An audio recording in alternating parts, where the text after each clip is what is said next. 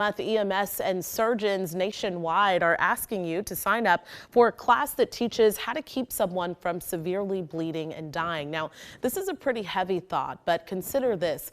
It can take EMS between 7 to 10 minutes to get an emergency. It can also take 2 to 5 minutes for someone to bleed to death. The Stop the Bleed program shows you what to do while you wait for help. Our Sally Hernandez talked to a surgeon for a closer look.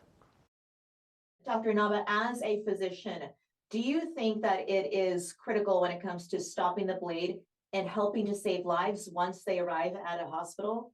I cannot emphasize to you strongly enough how important that is. And literally, the amount of time between when an injury occurs and the EMS system arrives is it's variable, but it's definitely enough time for somebody to bleed to death. And the reality is, the earlier we can get this bleeding stopped, the more likely it is that a patient will survive. So underlying all of this work to get this program going is that most important medical principle, and that is to get that bleeding stopped immediately as soon as possible. And this is really a program that has closed that gap. We used to wait. An injury would occur and we would ask a bystander to simply initiate the 911 system.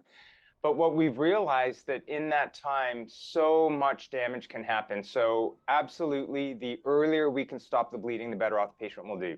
Can you go a little bit over some of the simple steps one could take to stop any kind of severe bleeding? Absolutely. The first thing that we ask is that everybody get the EMS system rolling. So a call into 911 is the first thing that we would recommend. But following that, we want people to assess the scene, and if it's safe to do so, we'd like for them to intervene. And there's really three things that we teach. The first is the application of direct pressure to the wound itself to stop bleeding.